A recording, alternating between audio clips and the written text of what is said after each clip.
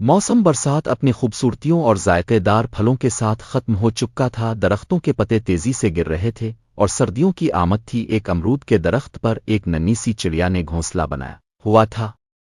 चिड़िया का नाम हीबिल था। इस घोंसले में इसके बच्चे रहते थे, मगर जब वो बड़े हुए तो एक दिन हीबिल को बताए बगैर ही ऐसे उड़कर गए कि वापस ही ना आए। नन्ही हीबिल पहले ही उनकी वजह से उदास रहती थी। फिर जब सर्दियां आईं तो बाकी परिंदे भी अपने अपने घोंसलों में दबक गए। अब इस अमरूद के पेड़ से अमरूद भी तकरीबन खत्म हो चुके थे। बस एक आध अमरूद बाकी रह गया था। अमरूद के तने में चंद बड़ी बड़ी चींटियां रहती थीं। हीबिल सारा दिन शाख पर बैठी उन चींटियों को देखती रहती। सर्दियों में जब कभी चींटियों का राशन खत्म होता तो हीबिल से अमरूद मांगने आ जाती। हीबिल अमरूद के टुकड़े काट कर नीचे फेंक देती कि उन्हें उठाकर नीचे ना ले जाना पड़े, और ये चींटियां आसानी से अमरूद के टुकड़े उठाकर अपने बिल में घुस जाती थीं।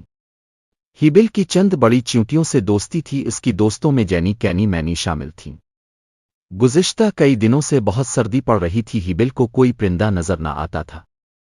वो बहुत उदास थी। इसका दिल चाहता कि किसी दोस्त से बातें करे, मगर कोई भी इसे बातें करने के लिए ना मिलता था।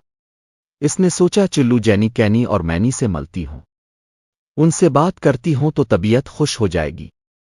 हीबिल नीचे आई और चींटियों के बिल के बाहर आकर आवाजें देने लगी। जैनी बाहर आओ, कैनी में हीबिल हूं। कोई बाहर ना आया तो इसने फिर आवाज लगाई, मैनी देखो मुझे तुम्हारी जरूरत है। मगर वो सब तो अपने गर्म बिस्तरों में मजे से लेटी गर्मियों के जमाशदा फल और खुश्क मेवाजात से लुत्फ अंदोज हो रही थीं। वो सब खामोश रही, कोई भी इसकी बात सुनने न आई। कई दिन गुजर गए। हीबिल कमजोर होती जा रही थी। कोई इंसान बाहर नहीं निकलता था। महीने भर से शदीद धुंध और सर्दी ने इंसानों को भी घरों में कैद कर दिया था। कुछ लोग बीमारियों के खौफ से भी बाहर नहीं निकलते थे। हीबिल बेचारी का सर्दी और उदासी से ये हाल हो गया था कि वो उठकर चल भी नहीं सकती थी। कुछ खाने को भी दिल नहीं चाहता था। फिर एक दिन जब चींटियों का खाना खत्म हो गया तो फिर वो अपने बिस्तर से निकली उन्हें खाने के लिए ढूंढ रही थी।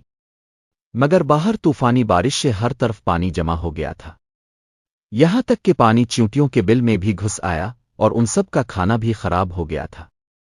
चींटियां सर पर पांव रखकर बाहर भागें। अब सिवाय पेड़ पर चढ़ जाने के उनके पास बचाव की कोई तदबीर न थी, न कुछ खाने को था। अब वो जल्दी से घोंसले के पास गईं और हीबिल को आवाजें देने लगें, मगर कोई जवाब न आया।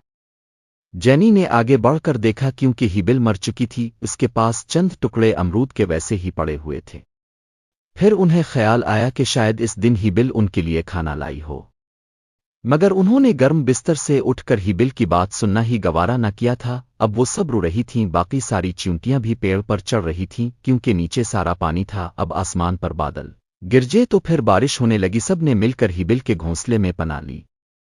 मगर अब वो बहुत ज्यादा दुखी थीं कि हीबिल कितनी अच्छी थी, उन्हें खाना भी देती थी। अब वो जब मर गई तो भी इसने सबको पनाह दी थी, मगर जब हीबिल उदास थी तो उन्होंने इसकी बात सुनना भी गवारा न किया। हाय अल्लाह, हमें मुआफ कर देना, हमने अपनी दोस्त की परेशानी में कोई मदद न की। मगर अब उनके पास रोने के सिवा कोई चारा ना था। बच्चों, सख्त सर्दी में अपने आसपास का ख्याल रखें। किसी बच्चे, बूढ़े या गरीब को आपकी मदद की जरूरत तो नहीं, ताकि आपको भी पछताना ना पड़े।